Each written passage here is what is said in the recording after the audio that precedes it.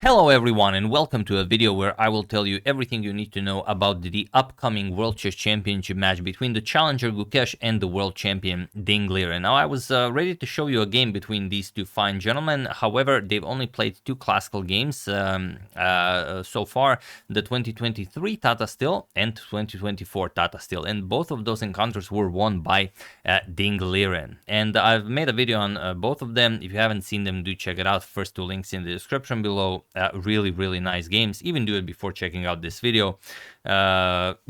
Might not be a bad way to start your chess day. And this is the game I've decided to show you instead. It's a fairly unknown one. It's from 2019, which was 5 years ago. I know that's pretty crazy.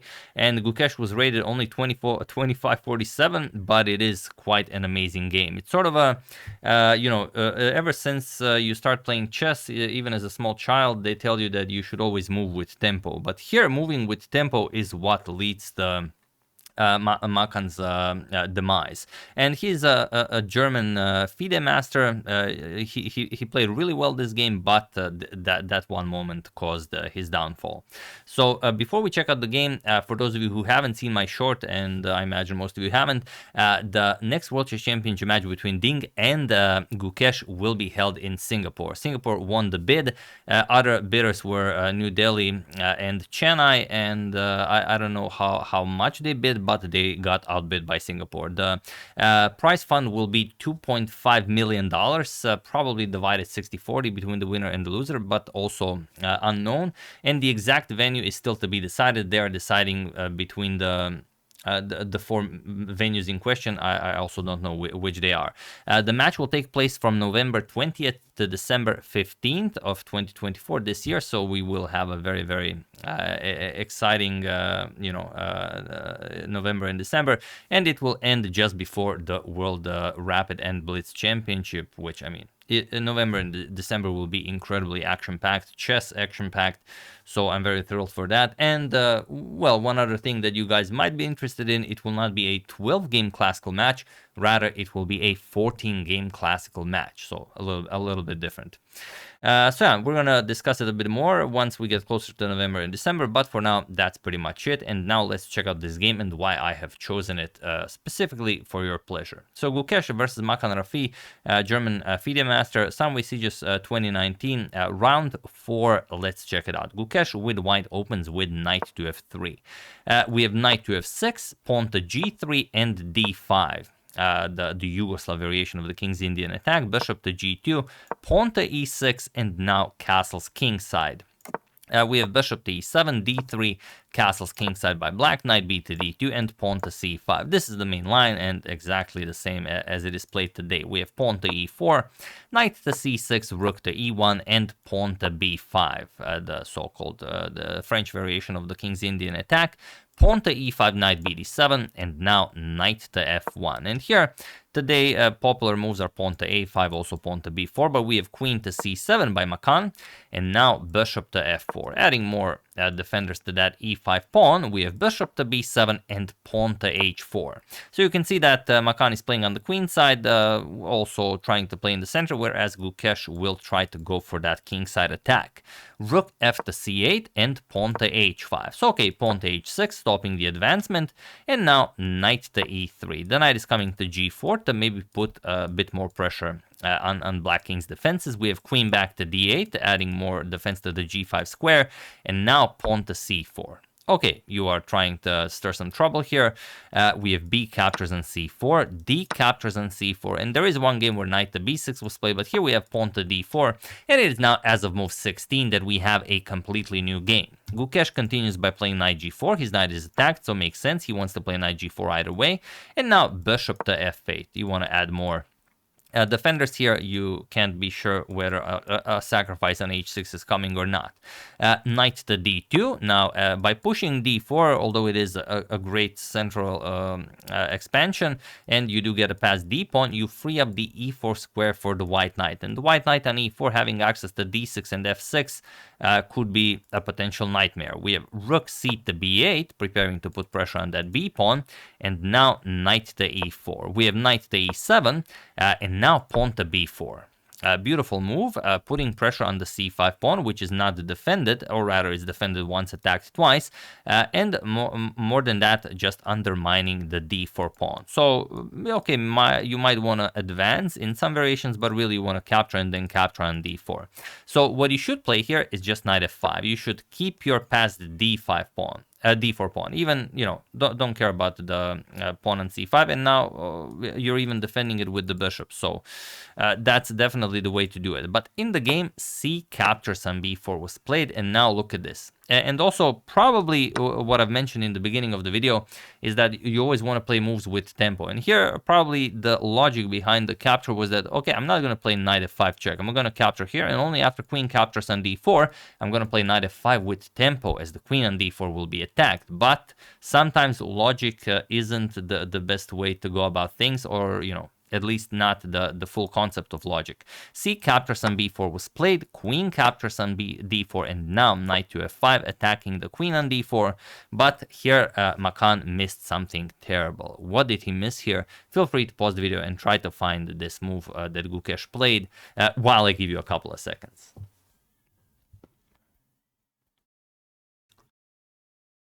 So for those of you who were able to do it, congratulations on finding this brilliancy, and for those of you who just want to enjoy the show, it is queen captures on d7.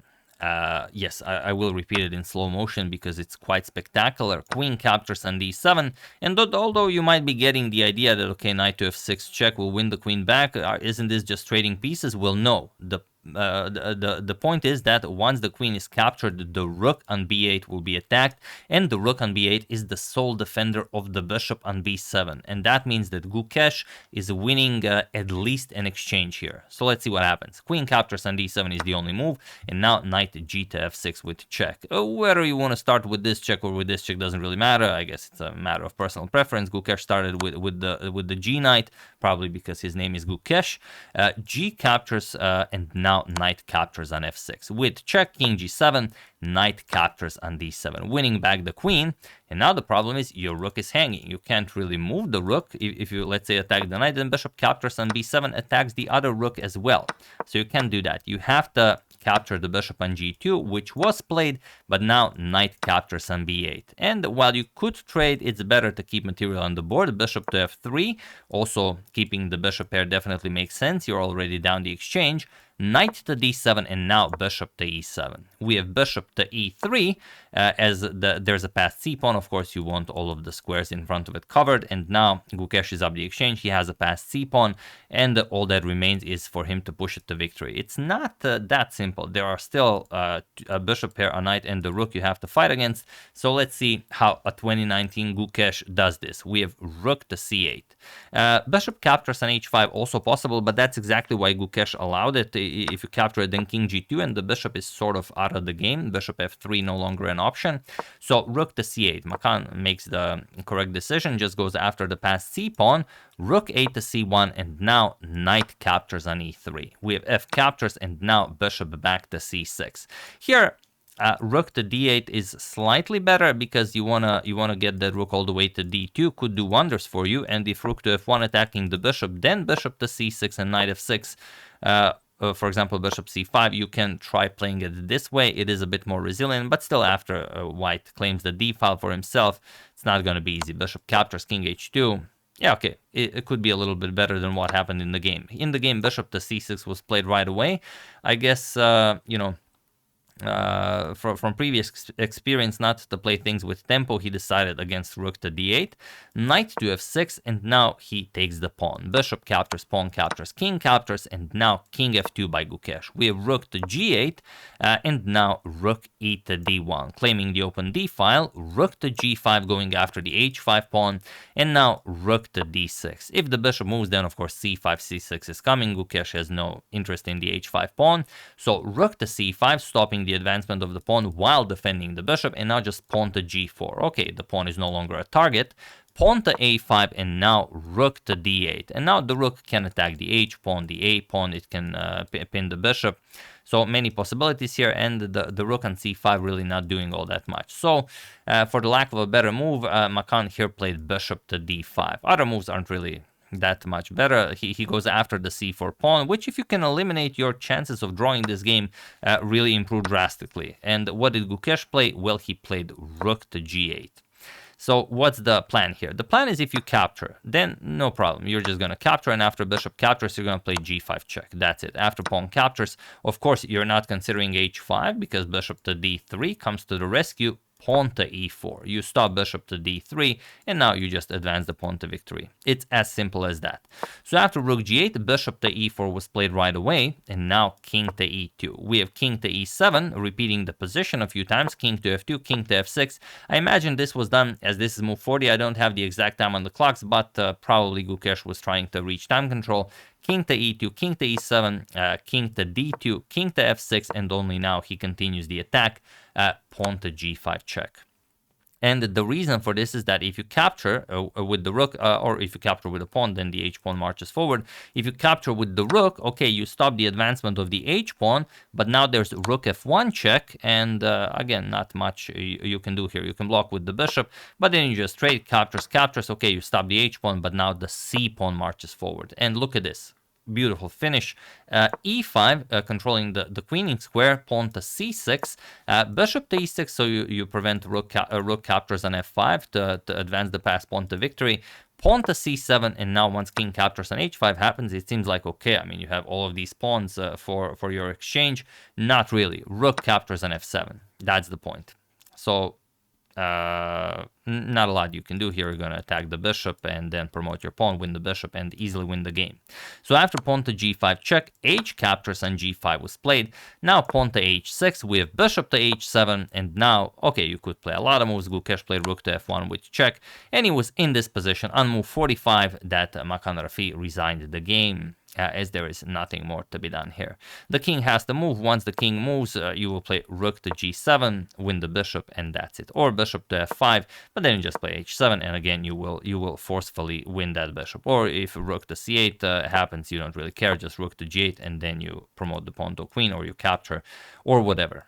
But yeah, brilliant stuff. It was a fine played game by both of them, but this... a wonderful idea here after knight to f5. He decided to play with tempo, and it really wasn't the way to go. Queen captures on d7. Beautiful stuff by Gukesh. But yeah, like I said, he never defeated Ding Liren in a classical game. Both of the instances where Ding Liren was victorious. If you still haven't seen those games, do check them out. So you can get in the mood for the upcoming World Chess Championship match. But there is also one, a fairly famous player in chess history that never defeated his adversary until they played the World Chess Championship match. You might have heard of him, Bobby Fischer. The first time he defeated Boris Spassky was in their 1972 World Chess Championship match, and well, you all know how that finished, as you've seen my Bobby Fischer saga. If you haven't, it's a pretty good day to start with that. So yeah, that's the game. Hope you guys enjoyed it. Very much looking forward to it, even though we have to wait for November. But yeah, I mean, very much looking forward to it. I would like to wish a very happy belated birthday from Vlad to Tudor Snakes, and I would like to thank Benjamin Nethercott, Andy Flint, Uzi Shalev, and James Eugene Cashman for your contribution to my channel. Thank you a lot. I really appreciate it. As usual, you can check 2 of my previous videos here. Thank you all for watching, and I will see you soon, continuing to check up on your wonderful suggestions and everything else that happens in the chess world. Thank you all. I will see you soon, and have an excellent rest of your day.